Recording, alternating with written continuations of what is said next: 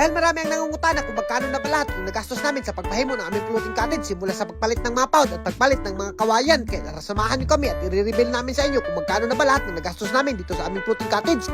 For today's video guys, sobrang nagkakagulyang talaga sila sa comment section kung magkano na ba lahat yung gastos namin dito sa aming floating cottage. At so ngayon guys, i-reveal namin sa inyo kung magkano na ba lahat ng gastos namin. At sisimulan natin dito sa kawayan guys. Ang kawayan nga pala dito sa amin guys, at tag 50 ang isa kabuo. So bali ang nagagamit nga pala namin ng kawayan ngayon guys ay 150 na kabuo kahit hindi pa nahuman. 150 times 50 guys, kayo na lang bahalang mag-calculate. Bibigyan nyo pa ako ng trabaho dyan guys. Alam nyo naman na mahina tayo sa math dyan. Sa English lang tayo magaling. At pagdating naman dito sa nylon guys, ang nylon talaga guys medyo mahal-mahal dahil mga dagko na nylon yung ginamit namin dito para napakalikod talaga itong ating floating cottage. At yung nylon nga pala na napalit namin guys at 380 ang kilo. So 380 times 4 kilos guys yung napalit ko. So magkano yung lahat? Kayo naman bahala mag-calculate. I-comment nyo lang sa comment section guys kung magkano na yung answer niyan dahil napakahina talaga natin sa math. At wag nyo na akong lisur-lisurin guys. At least naman tinubag ko yung mga pangutana nyo. Pero naku, sasampin nyo na lang yung kahimtang ko guys dahil napakabulo ko talaga sa math. At subalik naman tayo dito sa mga gastos namin guys. At mayroon nga palang lansang guys na ginamit namin dito. Dinukdok namin to bago namin tinalian ng nylon.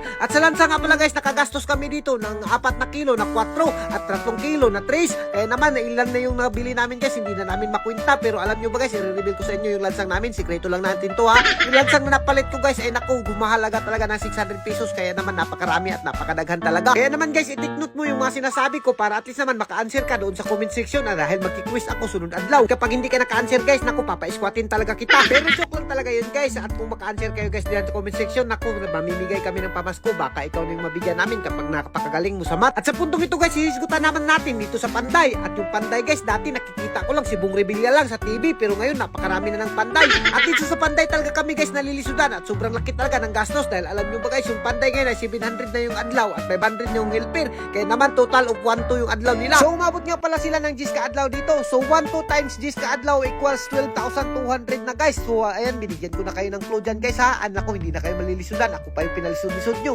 At alam nyo ba guys, umabot talaga sila ng 10 ka adlaw sa paggawa nito dahil napakakutin talaga to guys. At alam nyo ba guys, gumastos rin kami sa mga pagkain dito pero hindi na namin to kwininta dahil nalisudan na kami. At sabi namin, bahala na lang kami. At sa paggawa pala dito ng floating cottage guys, dito ka talaga papatayin sa tao dahil napakalisod naman talaga to gawin. At napakalangan dahil bubukutin mo pa lahat ng mga sulok-sulok dyan. At dahil kapag hindi mo binugkot, baka isang palid lang to ng hangin. At ayun nga guys, talagang napakalisod pala talaga magpagawa ng floating cottage. Akala namin napakaliit lang ng gastos. At so yung nagastos nga pala namin dito guys, mahigit kumulang mga 15,000 na itong nagastos namin dito. Hindi pa kasama yung mga pagkain na kwininta namin. At hindi pa kasama yung drum at yung net na ilalagay natin dito. At abang-abang nyo yung drum na ilalagay natin at yung net dahil napakarami ng nag-request na lagyan daw natin to dahil baka mapalid sa hangin kapag di natin nilagyan ng net. So ayun na nga guys, nireveal ko na yung mga gastos namin. Kaya hanggang dito na lang muna kami. Thank you and God bless you all. Mabuhay kayong lahat yan mga idol hanggat gusto nyo.